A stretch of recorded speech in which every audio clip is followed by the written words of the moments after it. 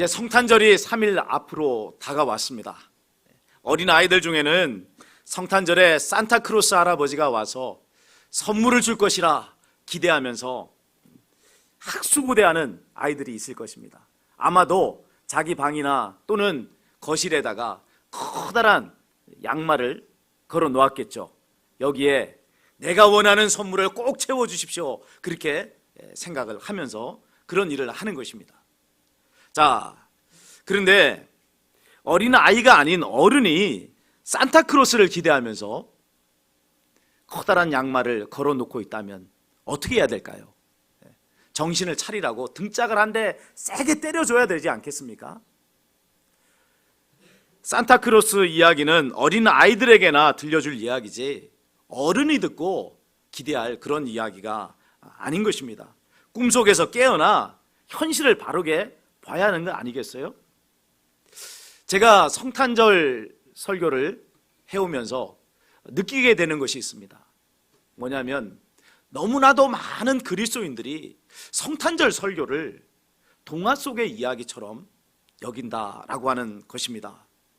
성탄절 예수님의 탄생이 사람의 경험이나 이성을 뛰어넘는 신비로운 것이기 때문에 그런 생각을 가질 수 있습니다. 그러나 예수님의 탄생은 2000년 전 로마의 식민 지배를 받았던 유대 땅에서 있었던 역사적 사실이라는 점에서 현실감을 가지고 접근해야만 그 의미를 바르게 알 수가 있는 것입니다.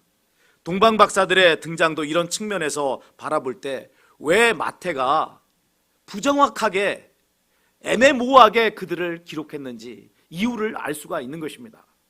동방 박사들이 예루살렘에 나타나서 유대인의 왕으로 나신 이가 어디 계시느뇨 라고 외친 이 일은 나라를 발칵 뒤집어 놓을 만한 그런 일이었습니다.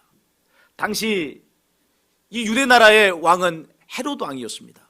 그런데 이 헤롯이 버젓이 살아서 재위하고 있는 이 상황에서 유대인의 왕으로 나신 이를 찾고 있다는 것은, 이것은 헤롯과 그리고 온 예루살렘을 소동시키기에 충분한 사건 아닙니까? 하늘 위에 두 개의 태양이 있을 수 없듯이 한 나라에 두 왕이 존재할 수가 없는 것입니다. 유대인의 왕이 태어났다고 한다면 현재 이 왕위에 있는 가짜 유대인의 왕은 왕위를 내놔야 되는 것 아니겠어요? 그런데 이 헤롯은 그 왕위를 내놓을 생각이 전혀 없는 것입니다. 그는 현재 자기가 가지고 있는 이 왕권을 가지고 어린아기로 태어난 유대인의 왕을 찾아내서 죽일 계획을 가지고 있었습니다. 그것 때문에 그는 소동한 것입니다. 지금 강력한 왕권을 가지고 있는 것은 헤롯이다 이 말이에요. 어린아기로 태어난 이 예수님에게 무슨 능력이 있어서 이 헤롯의 칼날을 피할 수 있겠습니까? 사람을 보내서 죽이면 죽을 수밖에 없는 것이 예수님의 처지였다 이 말입니다. 만일에 여러분이 헤롯 왕의 성품과 그리고 그의 속셈을 다 알고 있다면, 그리고 앞으로 되어질 일의 사정을 환히 꿰고 있다면 여러분 누구 편에 서겠습니까? 여러분이 헤롯의 고문인 대제사장이고 백성의 서기관이라고 하면 이런 상황에서 베들레헴에 있는 예수님에게 나가서 경배하겠습니까? 이것이 현실이다 이 말이에요. 그래서 복음서의 기자인 마태는 동방 박사들의 출신지가 어디며 그들의 이름이 무엇인지 이런 상세한 정보는 침묵해 버린 것입니다. 그 일은 헤롯 왕이 볼 때만 위험한 일이 아니라 로마 제국이 볼 때도 위험한 일 아니에요? 비록 유대인의 왕이라고 하는 명칭을 사용했지만 그 내용은 뭡니까? 온 세상의 구주라는 뜻 아닙니까? 온 세상의 구주는 로마 제국에서는 로마 황제란 말이에요. 근데 이 로마 황제 외에 또 다른 온 세상의 구주가 태어났다고 하면 여러분 로마 제국 또한 가만히 있을 수 있겠습니까? 그런 이유에서 마태는 동방 박사들의 이 등장을 기록하면서 그들의 관련한 상세한 정보는 모두가 다 알 수 없도록 비밀에 붙여버린 것입니다. 그렇게 함으로써 정치적 오해와 박해에서 벗어나고자 했던 것이죠. 자, 이런 각도에서 보면 동방 박사들이 예루살렘에 와서 예루살렘 성 한복판에서 유대인의 왕으로 나신 이가 어디 계시느냐 이렇게 외쳤던 것이 아니라는 것을 짐작해 볼 수가 있는 것입니다. 동방 박사들도 유대인의 왕으로 나신 이를 찾는 것이 얼마나 정치적으로 위험한 일인가를 잘 알고 있었습니다. 자, 그리하여 그들은 은밀하게 그 일을 진행을 했던 것이죠. 그런데 그것이 헤롯 왕의 귀에 들어간 것입니다. 자, 오늘 그 일의 결과는 해피엔딩이 아니었던 것을 우리는 잘 알고 있습니다. 동방 박사들이 꿈의 주의 사자의 지시를 받아서 이제 다른 길로 고국으로 돌아가 버린 후에 베들레헴과 그 지경에는 대대적인 유아 살해의 역사가 일어나고 말았습니다. 헤롯이 유대인의 왕으로 나실 일을 죽이기 위해서 사람을 보내서 2살 아래에 있는 모든 사내 아이들은 다 죽여버린 거예요. 자, 16절에 그 내용이 나옵니다. 함께 16절을 읽도록 하겠습니다. 이에 헤롯이 박사들에게 속은 줄을 알고 심히 노하여 사람을 보내어 베들레헴과 그 모든 지경 안에 있는 사내 아이를 박사들에게 자세히 알아본 그때를 기준하여 2살부터 그 아래로 다 죽이니. 성탄절은 동화 속의 이야기가 아니라 이 어린 아기들의 핏빛 비명소리와 그리고 아기를 잃어버린 어머니들의 통곡 소리가 하늘에 사무쳤던 그런 모습으로 왔다는 사실을 알아야 됩니다. 이것이 또한 현실이라 이 말이에요.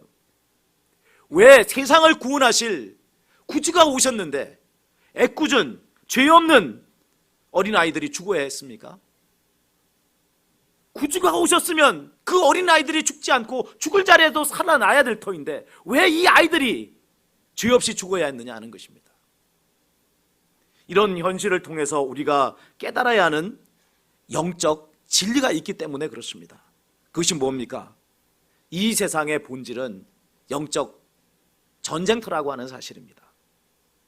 이 본질에 대해서 눈이 뜨이지 않으면 무엇이 어떻게 돌아가는지를 알지 못하고 일생을 마치게 됩니다. 뭐가 뭔지를 알지 못한 채 그냥 세상의 물결에 휩쓸려 다니다가 그렇게 인생을 마감할 수밖에 없다는 이야기인 것입니다. 지난 주일 인류의 역사는 하나님께서 당신의 뜻을 펼치시는 현장이다라는 말씀을 드렸습니다. 여러분, 하나님의 뜻이 뭐죠? 하나님의 뜻은 인류를 구원하시고 마귀의 일을 멸하시는 것이 하나님의 뜻인 줄로 믿습니다. 그것을 알기에 사탄은 하나님의 뜻이 이루어지지 못하도록 죽을 힘을 다해서 회방하는 거예요. 그것이 자기가 사는 길이기 때문에 그 일을 한다 이 말입니다. 사탄은 에덴 동산의 재판정에서 여자의 후손이 오시면 자기의 머리를 깨트릴 것이라 말씀하신 이 하나님의 심판의 메시지를 들었습니다. 그 말씀을 들은 이후부터 사탄은요 거대한 계획을 세워가지고 하나님의 계획에 대항하였습니다. 그의 우선적인 프로젝트는 여자의 후손이 절대로 이 땅에 오지 못하게 막는 것이었어요. 그래서 가인의 마음을 사로잡아서 그의 시기심을 부추겨서 그래서 여자의 후손으로 보이는 아벨을 죽이게 했던 것이 사탄의 역사였습니다. 계속해서 탐욕과 그리고 폭력을 조장해서 세상의 사람들이 하나님을 떠나도록 만든 것이 사탄의 역사였습니다. 애굽에 있었던 바로의 남아 살해 사건 역시도 그 배후에 사탄이 역사했던 것을 우리는 알아야 되는 것입니다. 왜 그렇게 한 것이죠? 여자의 후손이 이 세상에 오지 못하도록 막기 위해서 그 일을 저지른 것입니다. 그러나 사탄은 여자의 후손이신 예수님의 탄생을 막지 못했습니다. 그러니까 이번에는 어떻게 한 거죠? 예수님을 아예 죽여버려야겠다라고 나서고 있는 것입니다. 그래서 헤롯을 동원해서 왕권의 눈이 멀어버리고 그것을 지키기 위해서 혈안이 된 이 헤롯을 이용해서 아기 예수님을 죽이기 위해서 수많은 베들레헴 지역의 산의 아이들을 다 죽이는 역사를 이룬 것입니다. 바로 이것이 베들레헴과 그 인근 지경에 일어난 남아 살해 사건의 진상이었다 이 말이에요. 하나님 왜 이런 일이 일어났습니까?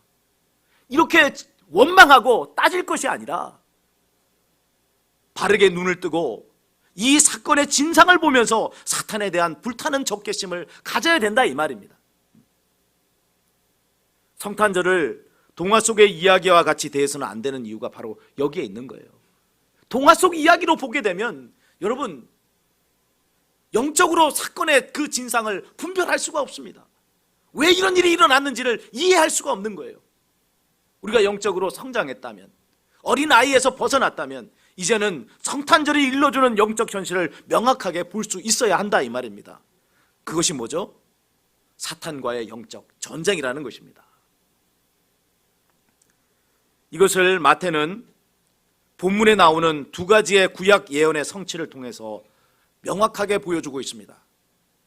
첫 번째 구약 예언의 성취가 15절에 나오는데요, 15절 함께 읽도록 하겠습니다. 15절입니다.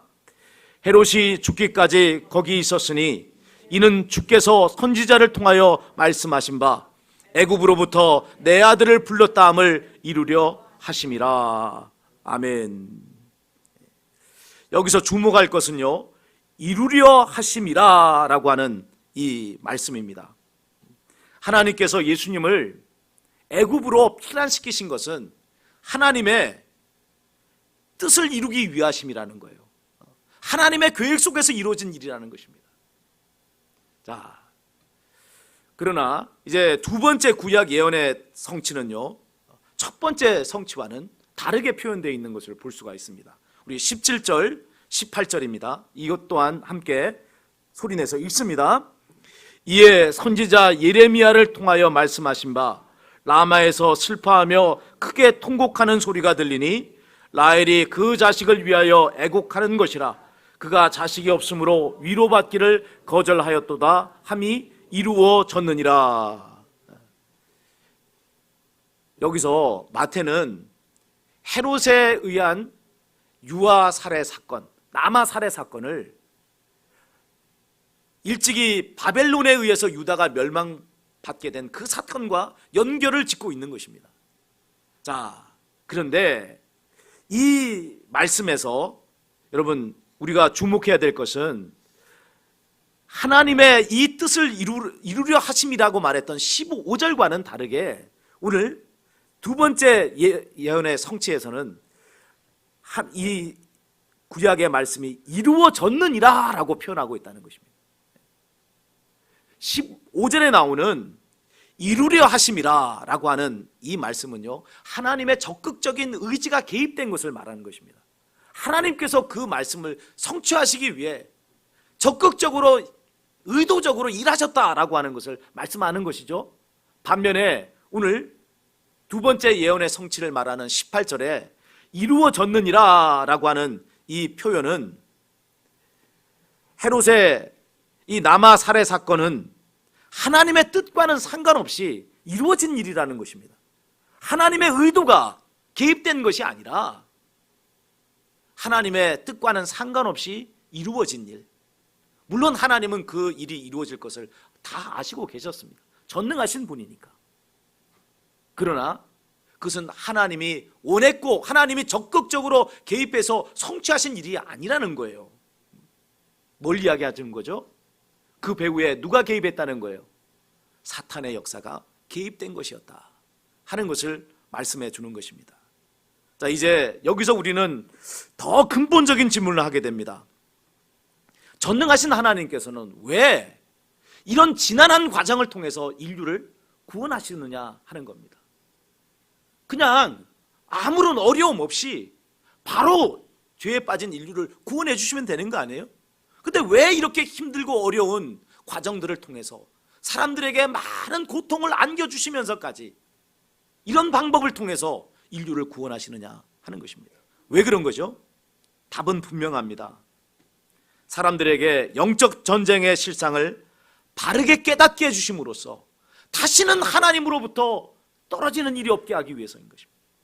철저하게 하나님께 연합되게 하기 위해서 이 영적 전쟁의 실상을 체험하게 하시는 것입니다. 보십시오. 아담과 하와가 하나님을 떠난 이후에 예수님이 오시기까지 구약 성경의 긴 역사는요, 사람이 하나님을 떠나버렸을 때 어떤 비극이 일어나게 되는가 하는 것을 역사의 사례들을 통해서 명확하게 보여주는 거예요. 온갖 가지 사례들이 다 있지 않습니까? 그 모든 사례를 통해서 하나님을 떠나버린 인생은 이렇게 비참해지는구나, 아무런 답이 없는 인생이 되는구나 하는 것을 깨닫게 해주시는 거예요. 마치 예수님을 믿기 전 우리가 해볼 거 다 해보고 이제 마지막으로 아무런 방법이 없으니까 하나님께 항복하고 돌아오는 것과 똑같은 것 아닙니까? 여러분, 우리가 왜 하나님께 돌아왔어요? 인간적으로 해볼 것이 있으면 돌아왔겠습니까? 아니란 말이에요. 해볼 것이 있으면 그거 다 해보고 오는 거예요. 그리고서는 마침내 하나님 아니고서는 답이 없구나 하는 것을 깨달을 때 두 손 들고 돌아오게 되는 것입니다. 그러면 사람들에게는 그러하다 할지라도 예수님께는 왜 이런 지난한 고난의 과정이 있었던 것이죠? 왜 예수님은 헤롯의 살해 위기를 겪어야 했고 그 칼날을 피하기 위해서 멀고 먼 애굽으로 피난 가는 그런 역사를 경험해야 되는 것입니까? 왜 예수님의 육신의 아버지인 요셉, 마리아, 여러분 10대의 어린 신혼부부였어요. 이 10대의 신혼부부가 어린 아기를 안고 그 아기가 죽음을 당할 수밖에 없는 그 위기의 상황에 여러분 야밤에 도망을 쳐야 되고 또다시 죽음의 위기를 극복하기 위해서 다른 곳으로 이주해야 되는 그런 일들을 왜 이 사람들은 겪어야 했느냐 하는 것입니다.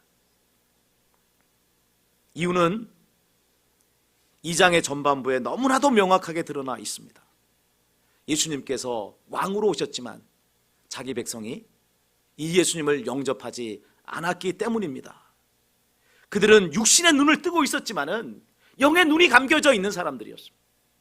그래서 자신들의 눈앞에서 펼쳐지고 있는 하나님의 구원의 역사를 분별하지 못하고 세상의 물결에 휩쓸려 떠내려가 버린 거예요.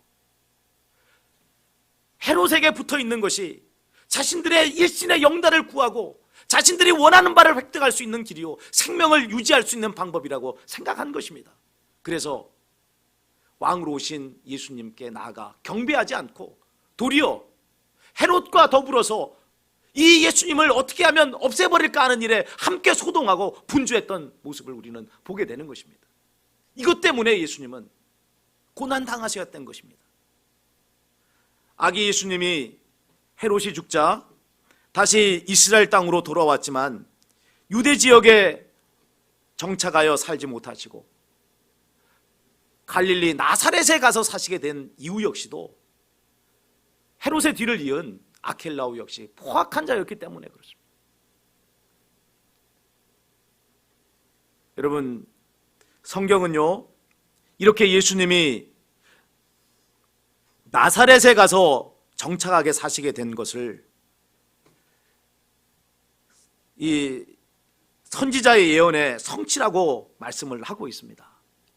마태는 오늘 23절에 이렇게 말씀을 합니다. 함께 소리내서 읽습니다. 23절이에요.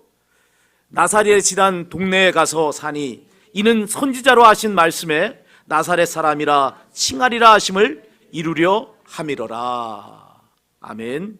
여기에 우리 중요한 말이 나오죠. 이루려 함이로라. 이루려 함이로라.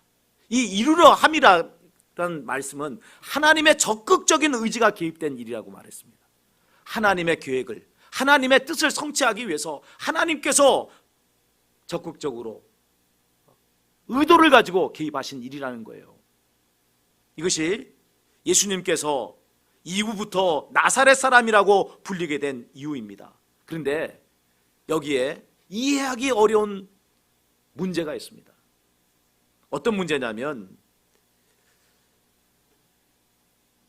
이 나사렛이라고 하는 지명, 그리고 예수님을 이제부터는 나사렛 사람이라 칭하리라고 하는 이 말씀은요, 구약 성경 어디에도, 당시의 유대교 문헌 어디에도 나오지 않는다는 겁니다. 그런데 마태는 예수님이 나사렛에 가서 사신 그것은 성경의 말씀을 이루기 위함이라고 그렇게 표현하고 있는 거예요. 이걸 어떻게 해석을 해야 되는 거죠? 구약 성경에는 나오지 않아요. 예언되지 않았어요. 심지어는 그 시대의 유대교 문헌에서조차도 나사렛이라고 하는 지명을 찾아볼 수가 없어요. 그만큼 무명하고 그만큼 알려지지 않고 그만큼 사람들에게 멸시당하는 지역이 바로 나사렛이었다 이 말이에요. 그래서 나사렛에서 어찌 무슨 선지자가 나겠느냐라고 사람들이 말하는 것을 보게 됩니다. 자, 학자들은 이 문제를 두 가지 방법으로 해석을 합니다. 하나는 나사렛을 이 나시린을 뜻하는 나자르에서 나온 말이라고 설명을 하는 것입니다. 나시린, 나자르라고 하는 이 말은요, 나지르라고 하는 이 말은 뭘 의미하느냐면 하나님께로부터 구별함을 받았다라고 말입니다. 그러니까 예수님을 나사렛 사람이라고 말할 것은 이것은 다름 아닌 하나님으로부터 구별함을 받은 사람이라 칭함을 받으리라는 예언의 성취다, 이렇게 해석을 하는 것이죠. 또 하나는 이 나사렛이라고 하는 이 말을 가지를 뜻하는 네체르와 연관을 짓는 것입니다. 가지라고 하는 나무에서 나부터 나온 이 가지, 그래서 밑둥이 잘려버려서 이제는 나무의 형태가 없어져 버렸는데 거기서부터 순이 솟아나오고 거기서부터 가지가 나와서 새로운 역사를 이루는 그런 존재, 이것을 네체르, 가지라고 합니다. 그리고 구약 성경에서는 이 가지가 다름 아닌 메시아를 상징하는 말이에요. 두 번째 해석은 바로 예수님은 구약 성경이 예언한 메시아를 의미한다, 이렇게 해석을 하는 것입니다. 자, 그러나 나사렛을 나체르로 아무리 해석을 한다 할지라도 구약 성경에 나오지 않고 또 당시의 유대교 문헌에도 나오지 않는다고 하면 이런 식의 억지 해석은 바람직하지 않는 것입니다. 그리고 굳이 이렇게 해석할 필요도 없습니다. 여기 마태가 예수님께서 나사렛 사람이라 칭함을 받으리라고 하는 이 말을 쓴 것은요, 문자적인 성취를 의미하는 것이 아닙니다. 의미적인 차원에서의 성취를 이야기하고 있는 것입니다. 뭘 이야기하는 거죠? 여러분, 예수님은 나사렛 사람이라고 칭해졌기 때문에 그 시대의 사람들에게 철저하게 멸시를 당했습니다. 철저하게 외면당했고 철저하게 무시를 당했던 것을 우리는 알고 있습니다. 그런데 바로 이것이 이사야 53장에 나오는 메시아, 고난의 메시아에 대한 예언과 일맥상통하는 것을 우리는 알 수가 있습니다. 자, 이사야 53장 1절부터 3절을 한번 찾아봐 주십시오. 이사야 53장 1절부터 3절입니다. 우리 함께 소리내서 읽습니다. 우리가 전한 것을 누가 믿었느냐? 여호와의 팔이 누구에게 나타났느냐? 그는 주 앞에서 자라나기를 연한 순 같고 마른 땅에서 나온 뿌리 같아서 고운 모양도 없고 풍채도 없은즉 우리가 보기에 흠모할 만한 아름다운 것이 없도다. 그는 멸시를 받아 사람들에게 버림을 받았으며 간고를 많이 겪었으며 질고를 아는 자라. 마치 사람들이 그에게서 얼굴을 가리는 것 같이 멸시를 당하였고 우리도 그를 귀히 여기지 아니하였도다. 아멘. 무슨 이야기입니까? 메시아가 왔는데 사람들이 그를 알아보지 못했다는 거예요. 도리어 그를 멸시하고 천대하고 그를 죽음의 자리에까지 넘기는 일이 벌어졌다는 것입니다.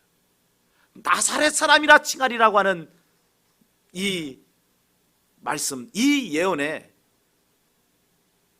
의미의 성취가 바로 여기 이사야 53장 1절과 3절의 내용이라 하는 것을 알 수가 있는 것입니다.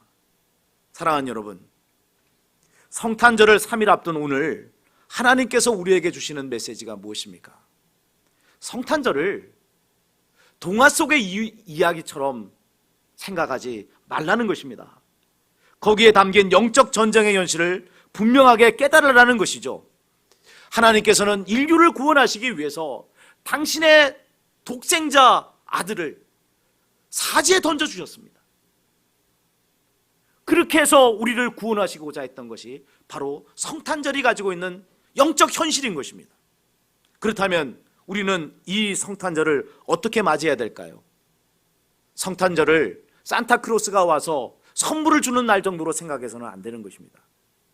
천사들이 등장해서 아기 예수님의 탄생을 노래하는 동화 속 이야기 정도로 생각해서는 안 된다는 것입니다. 성탄절뿐만 아니라 인류 역사의 본질이 사탄과의 영적 전쟁이라고 하는 이 사실을 분명하게 깨닫고 인류를 구원하시기 위해서 오신 예수님을 왕으로 영접하는 자가 되어야 하는 것입니다. 그리고 여전히 영의 눈이 가려져서 나사렛 예수 그리스도를 멸시하고 무시하고 아무것도 아닌 존재로 여기고 있는 이 시대의 사람들에게 그분의 십자가의 공로만이 우리의 소망이 되고 우리의 구원이 된다고 하는 이 명백한 역사를 전파하고 또 간증함으로써 잃어버린 영혼들을 구원하는 참된 이 성탄의 증인들이 되어야 될 줄 압니다. 여러분, 성탄절은 단순한 하나님의 아들이 와서 아름답게 우리를 구원하셨다라고 하는 동화의 이야기가 아니라 영적 전쟁의 한복판에 가장 무기력한 모습으로 왔던 이 예수님을 우리가 영접하지 않으므로 그분을 고난에 빠뜨렸고 결국은 십자가에 못 박게 했다고 하는 그 사실을 바르게 깨닫고 이제는 다시는 그런 일이 일어나지 않기 위해 영의 눈을 뜨고 세상의 영적 현실을 직시하며 하나님의 뜻이 이루어지기 위해서 깨어있는 사람이 되어야 된다는 말씀을 주시는 것입니다. 재림의 주님이 오실 때 여러분, 그때는 어린 아기의 모습으로 오지 않을 것입니다. 왕권을 가지고 심판주가 돼서 오실 것입니다. 그날에 이 세상에 사는 동안에 영의 눈을 뜨고 나사렛 예수를 주님으로 영접하고 모시는 사람만이 그날에 이 예수님을 기쁨으로 영접할 것입니다. 사랑하는 여러분, 바라기는 부디 여러분의 영의 눈이 뜨여지기를 바랍니다. 그래서 이 세상 사람들의 말 속에 휘둘리고 세상의 물결에 휩쓸려 떠내려가는 어리석은 자가 되지 마시고 그들을 도리어 구원으로 인도하시는 그런 살아있는 하나님의 사람들, 세상을 구원하는 주의 증인들이 되시기를 주님의 이름으로 축원을 드립니다.